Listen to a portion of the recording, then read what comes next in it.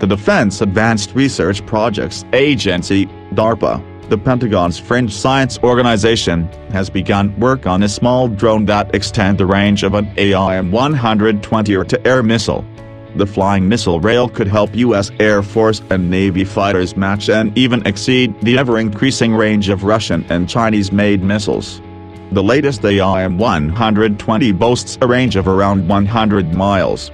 China has been testing a very long-range air combat missile that apparently can fly as far as 200 miles. Perhaps just as importantly, Program Manager Jimmy Jones, an Air Force colonel, wants the robotic launcher to be cheap and easy to produce so that the military could quickly churn out hundreds of them just in time for some big shooting war. DARPA released its request for proposals for this flying missile rail in early September 2017. The agency is proposing to spend $375,000 over the next year or so developing and testing a prototype. The Flying Missile Rail initiative is a response to the increasing cost and complexity of new warplanes.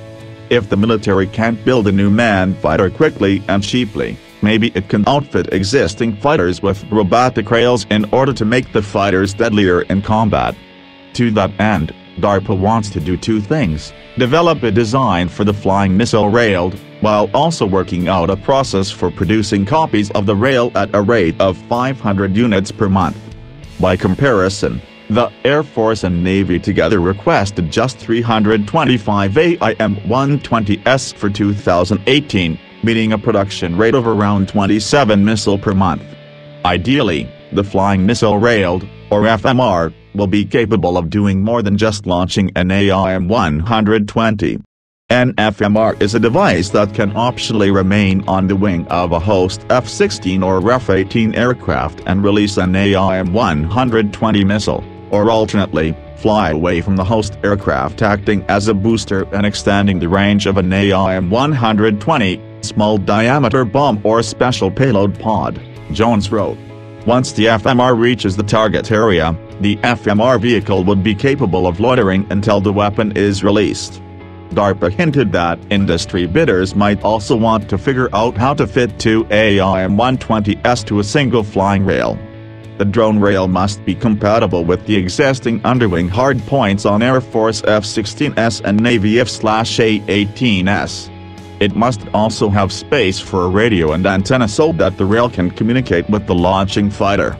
Loyal Wingman itself dovetails with the Air Force's QF-16 drone target program, which modifies old F-16s for pilotless, remote flight, as well as the fifth-generation aerial target effort, which is developing a cheap, stealthy target drone that could, in theory, possess combat capabilities. The Air Force is also working with drone maker Kratos on the so-called low-cost attritable aircraft, AVLK, which aims to produce a small, jet-powered armed drone that, like the flying missile rail, could be manufactured quickly and cheaply.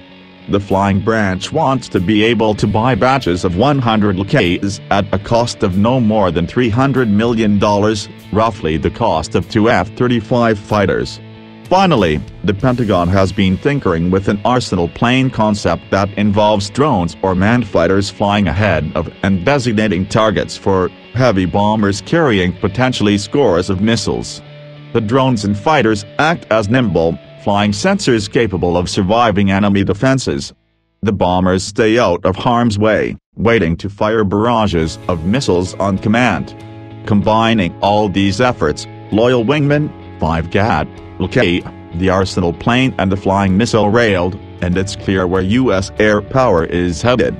In coming years, vast swarms of drones, some newly built, others pilotless versions of old manned jets, could fly into combat alongside manned fighters, each drone and manned fighter carrying its own, smaller drones armed with their own missiles. All the fighters and drones would be in touch with distant arsenal planes carrying additional missile drones.